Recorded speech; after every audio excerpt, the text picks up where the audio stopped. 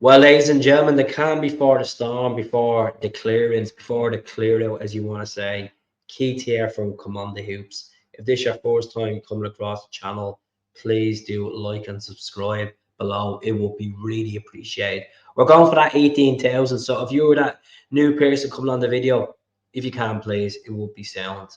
Let's talk about the clearance, the trimming of the squad, the deadwood, the duds, whatever way you want to label it as a Celtic fan. At the end of the day, all these players have contributed in the hoops, not to the heights that we've all expected. And I wish these players the very best. No hard feelings. At the end of the day, I'm sure one or two of them have brought you really good moments and made you smile that day. So we're going to talk about David Turnbull, GUSTAF LAGERBIEKLE, James McCarthy, Mikey Johnston, and we'll kick it off first of all with David Turnbull. David Turnbull is on the verge of joining Cardiff City on a permanent deal to the English Championship. At the end of the day, he's been at Celtic for almost 4 years, two titles, two Scottish Cups, two League Cups, over 30 goals for Celtic, over 134 appearances. I wish him the very best. He could have signed a pre-contract, but both parties are looking for a fee in this, and it could be around £500,000 reportedly. So I wish David Turnbull the very best. He's 24 years of age. There's the likes of Atate, Bernardo, of Odin Home, Awate, Matt O'Reilly, Callum McGregor. He's not going to get in that pecking order. He's been coming off the bench. He started a couple of games at the start of the season. And also, he's played 17 games this season. So he's match fit for Cardiff fans that are watching.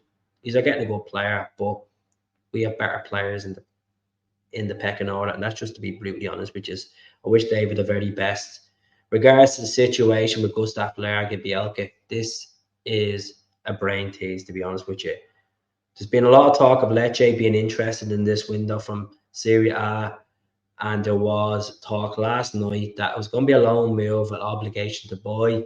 Anthony Joseph of Sky Sports was chatting about this, and the deal has stalled.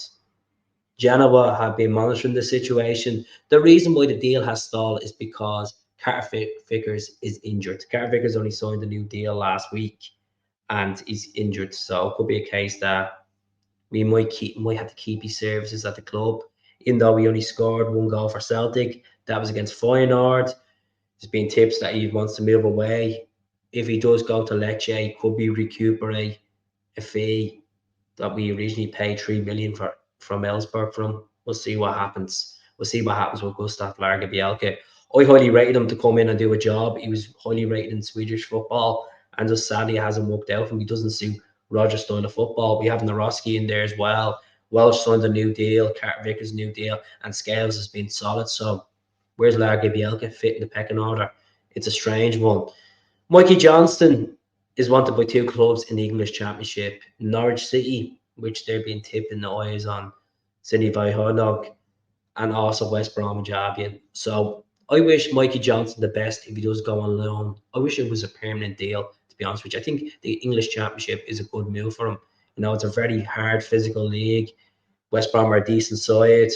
They're up in the top six in the championship at the moment. So it's a no-brainer for him to get first team football. With the likes of Nicholas Klum coming into the club, the Alabama coming back, Days and May that could come back hopefully from the Asian Cup. He's not going to get a sniff in there, and Palm is playing regularly as well. So let's see what happens with Mikey Johnson. James McCarthy was linked with a move to Greek football today. Vovos of Greek football were interested in him for a loan move until the end of the season, but that was rejected by Celtic. The reason why it was rejected by Celtic was Vovos weren't willing to pay his wages. Just simple as that. So James McCarthy, he has been an absolute liability for Celtic over the last year. Hasn't played much football, and he's on report. He's on over 20 grand a week. So let's just cut the ties with him. You know, just take the hit, because at the end of the day, we don't need him at Celtic. We've cleared out Ideguchi, we've cleared out Quan, and we've cleared out Montgomery so far in this window.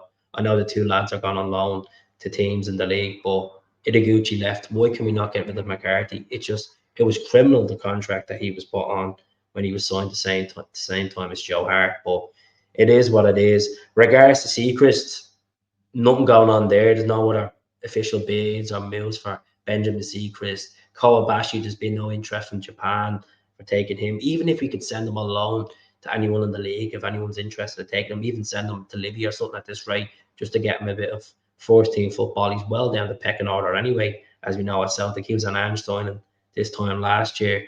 So that's really it from me today. Do subscribe to the channel. I hope to see you all soon, and I'll be back on Thursday night live for a transfer deadline podcast from 10 p.m. up to 11:30 p.m. So let's see. Hopefully, players will come, players will go. Time will tell. Actions speak louder than words. Take care. All the best.